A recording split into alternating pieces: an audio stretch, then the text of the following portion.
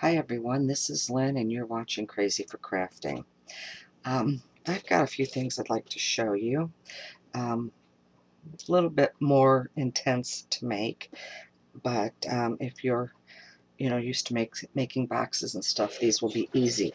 Now this one is a box, one of those 5-inch boxes from like Tim Holtz, the printer tray boxes and all that, of the come apart shadow boxes, and it comes like this with this lid on it, and then you can cut it. But this is all made from scratch, so you've got all these pieces cut out,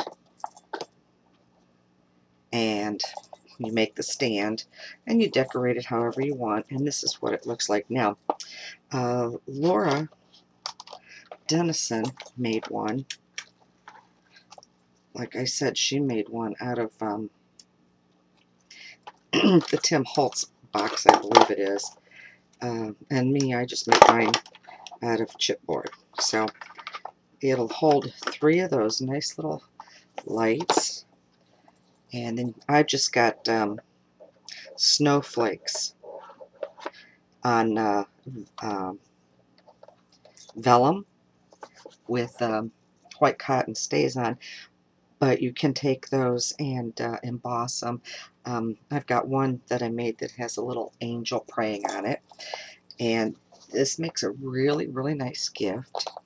It's not the cheapest way to go, but if you want something homemade and say for somebody a little bit more special to you, this is a really nice gift.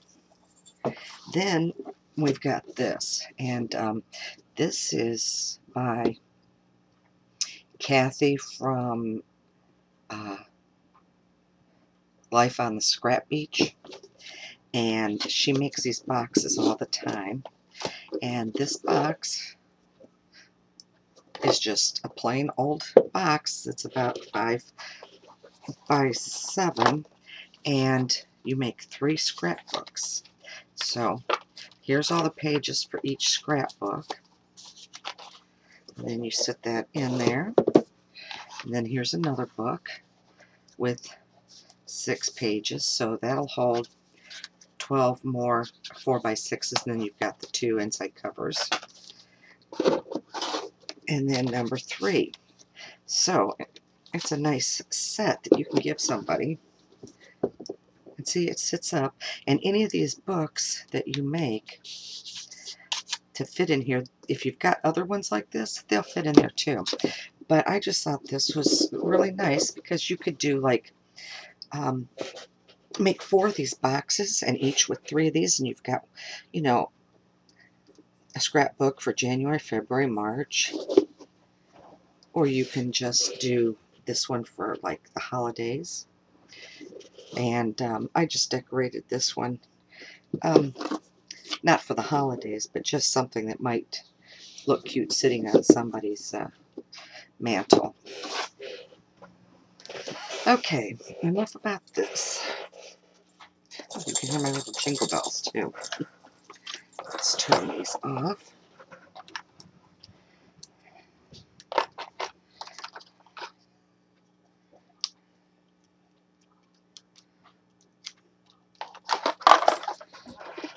They've got so many of these different kinds of lights. Actually, this one, if you can find the ones, I don't know if you can see that with just that little white thing there. If you push on that, it turns the light on. And what's really nice about that is that if it's in here, all you have to do, I'll show you, push on it to get the light to come on instead of taking them all out. What I did want to show you today is, I said last time that as soon as I get my Fiskars ProCision Rotary bypass cutter, I was going to show it to you. Well, I got this last Tuesday around 4 o'clock. there was a million things going on. I didn't get to mess with it until later that night. And so what I did, I had a blast with, and I will show you a few of the things on it. Okay. Here it is. Let's see if I can. There we go. Can you see this thing? Okay, first of all, like that, it folds up. Okay, it's got these dual stainless steel rods, and this thing here that you push back and forth is the rotary cutter. Now, the one thing that's nice about this is self-sharpening. You never have to put another blade in again, which is really nice since those blade packs are like $9 now for 2 blades, and they don't always last that long. And I'm talking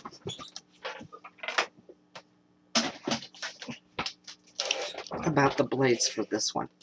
This is a wonderful one. It's the best one I've had, and believe me, I've got a dozen of them.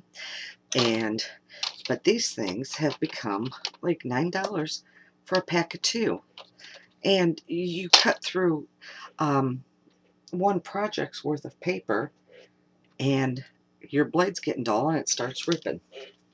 So I decided this I would go for. It's a lot more expensive. It was $120.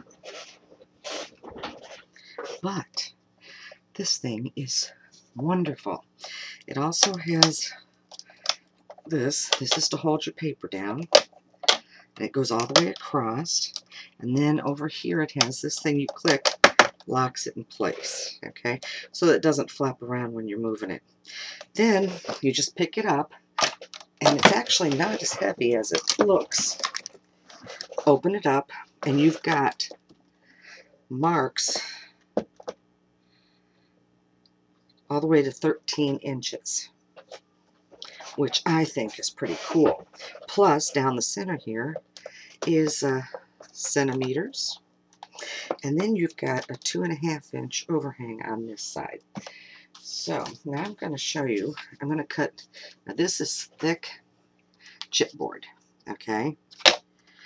And let's say I just want to make a 1/4-inch strip.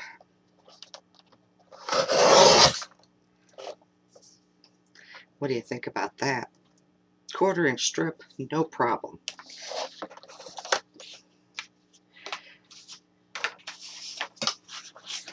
A lot of times, see, this is what I have for breakfast. I keep all these boxes, okay? Now, if you're using the cereal boxes, you take and glue them together, 2 of them, and you'll get a thicker piece.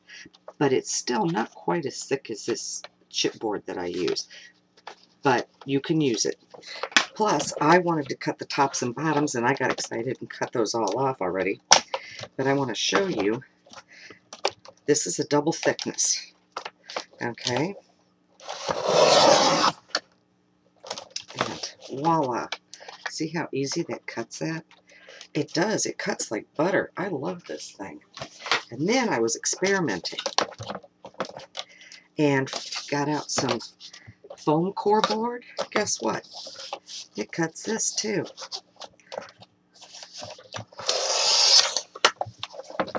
Look at that. Shazam. Perfect edges. Can you see that? Perfect edges. I love this thing. Now, the only thing I haven't tried, and if I can get to it, hold on just a second. I'm going to get some foam. Okay, I've got some fun foam here, and I've got it's the normal size. Now let's see how it cuts this.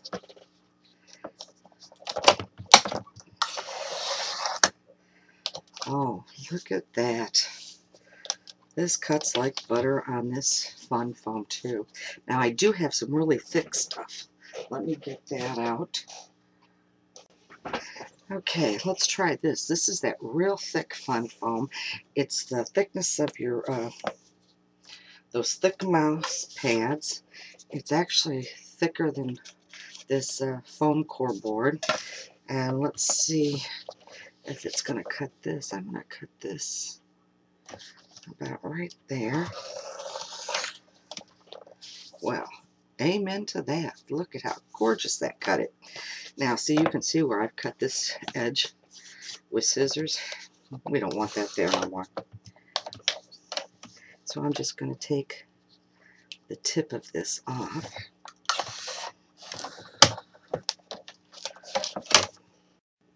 And voila. So let's see, what size is this? Okay. This is about 5.5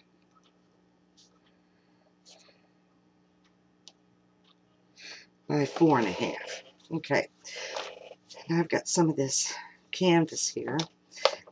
This plastic canvas that you can do needle point on. I don't do needlework, but I make my own pin cushions to, you know, to stick things. So I need this to be, let me cut this little piece off. Oh goodness. So now I want it to be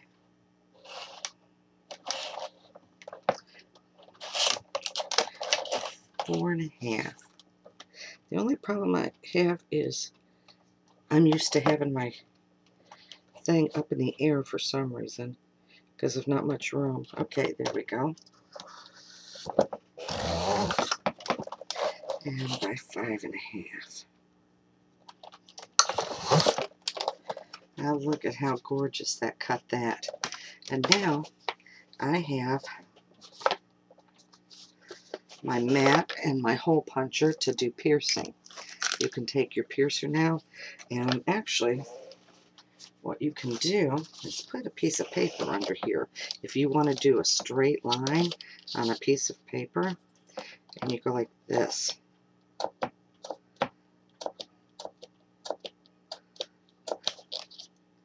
Okay, can you see that?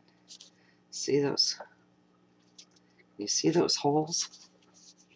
This is hard to show, isn't it? There, can you see those holes? Maybe if I put this, they're right here, but they're perfectly spaced 1/4 inch apart. Let's go like that. See them? There they are. So you can do that. I even bought this canvas in the round and made a round one to do that with, so I can, you know, pierce circles if you want. I don't do a lot of piercing, but when I do, I like to be able to do what I want. But see, now this is a nice travel size to take with me when I go crafting. So I'll leave this up to you. What do you think about this? I give it a thumbs up. I think this thing is wonderful. It's a godsend because I have been making some of these projects that are huge. And I wanted something that would keep my arm from killing me when, you know, doing all that cutting with the heavy. Now, the only thing that I did notice and I get a little excited about is this has to spring load back here. You have to bring it all the way back, and there's an opening here, and then there's an opening on this side too. So when you bring it, it has to be brought back to there or on this side, either one. So this can open, because if you put this, leave it in the middle, this won't open. Okay? So it has to be docked at one end or the other, and then this thing will come up. And then you can just put it down, lock it in place, pick it up, and fold it. And that way, let's see, it takes up about maybe 18, 19 inches, about 5 inches tall when it's, you know, all folded, but then it's only about 8 inches there. So you can put it just about anywhere and then open it up, and you've got a huge board here. I am so happy I got this. I love this thing. Well, that's all I wanted to do for today, was to show you how well that Fiskars ProCision bypass rotary cutter works. And I think that's probably the best thing Fiskars has ever made. So, until next time, have a great day, and we'll see you soon.